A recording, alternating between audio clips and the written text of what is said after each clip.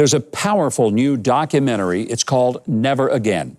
Tells the surprising story of a former radical Islamist and anti-Semite whose life was radically changed when he met a survivor of Auschwitz and Buchenwald. We welcome to the show the subjects of this inspiring film. In studio with us is Qasim Hafeez, and coming to us remotely from New York is Irving Roth. Welcome to both of you. Qasim, let me begin with you. You grew up with very radical views. You weren't exactly somebody that was all that cordial to the Jewish people. What changed in your life? Yeah, I guess it's awkward to say, but an anti-Semite. I was anti-Semitic, I was anti-Western, just from the ideas I grew up around. And when I was at my most radical on this at college, at a British college, not in Damascus or Cairo, at the point where I decided that I want to now commit an act of violence, like terrorism is the way forward, and I was looking at avenues to explore, looking at terrorist groups that I could possibly go to a terrorist training camp, I came across a book which challenged everything I believed, and that then led me through a series of events to actually go to Israel. And I was in security for 8 hours, and it was a little self-inflicted, a little naive, never have traveled abroad. And when they asked me the purpose of my visit, I was very honest. I said, look, I'm a little anti-Semitic, kind of anti-Israel, so I thought I'd come and see it for myself. So that was the start point. Yeah, I could see that would kind of create a little bit of confusion at the border, no question about that. But they did let me in eventually after a lot of questioning. But it was incredible for me to see everything that I believed. These weren't opinions I had. These were truths to me, that Israel was apartheid, Israel was racist, and all these hateful things. And to see it essentially dismantled in front of my eyes. Nobody was telling me, no, this is the truth. I was seeing it. And that was difficult. Irving, I want to bring you into the conversation. You were at Auschwitz and Buchenwald, and I've visited Auschwitz 3 times. I can't even imagine that anyone survived it. The fact that you did says an enormous amount about God's power in your life and His protection of you. Did you have, as you came out of that experience, a disdain toward other people who did not understand you as a Jew? Not so much a disdain. I just knew that anti-Semitism was real, but you can't get any more real than Auschwitz.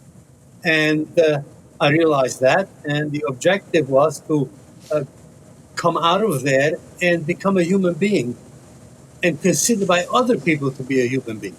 That was the objective, is to be able to go back into society and both behave and people behave towards me as if I am a human being rather than this vermin. Qasim, the two of you have now collaborated on a documentary called Never Again, documenting the Holocaust, how awful, how horrible it was. Honestly, I'm sitting here thinking, the last person I'm thinking that would be involved in a documentary on the Holocaust would be a person who grew up as a radical Islamist.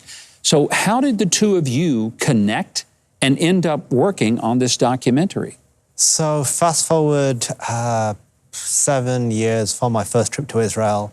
I leave the UK, just so many problems there because of my beliefs, I guess. Your family disowned you, didn't they? Yeah, I was getting death threats regularly. I was getting threatened by complete strangers, just, when I'm buying groceries. So I moved to Canada, and I decided that it was time to put that behind me. I believed that Israel had a legitimate right, that Israel was a light in the Middle East. We have to speak up against anti-Semitism. But I just kind of want a normal life. That's where I was at. Yeah. And I get invited to do a speaking tour with Christians United for Israel. So I'm like, okay, I'll do this one last thing. And that's where I met Irving. And meeting Irving, just the person that he is, his love of life, and through everything he's endured, the person he is, was inspiring. It was re-energized me and not reminded me, but was almost, this is why you must speak up. And it changed the trajectory of what I do dramatically.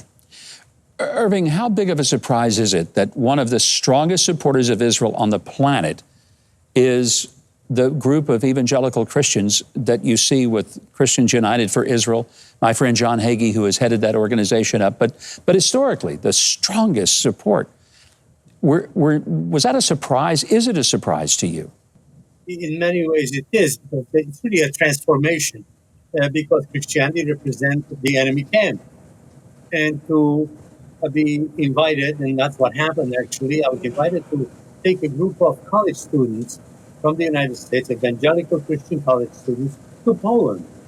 And I met them, and their theology, their understanding what the Jews are, who they are, what they're trying to accomplish in life in general, in Israel in particular, was a shock almost. I had to reread some of the material twice to ensure that I do not see a snake in the grass, so to speak. Why are they so nice? And fully understanding that their theology tells them that's what they should do. And that certainly was a wonderful, amazing experience. That's a beautiful testimony. I have to say to you, Kasim, and to Irving, you guys make me want to see this film. I think everybody who loves Israel, who also has a real understanding that God has a special place for this land, they're going to want to see this movie. What do you hope they get from it? We only have a few seconds, so Kasim, I'm going to give you the last word. What do you hope they get from Never Again? I hope this is a rallying call, that they feel that they now have to speak up, and to my Christian brothers and sisters, it's directly speaking to you. Make never again a promise, make never again a guarantee. Let's stop this rising anti-Semitism, and let's stop it now.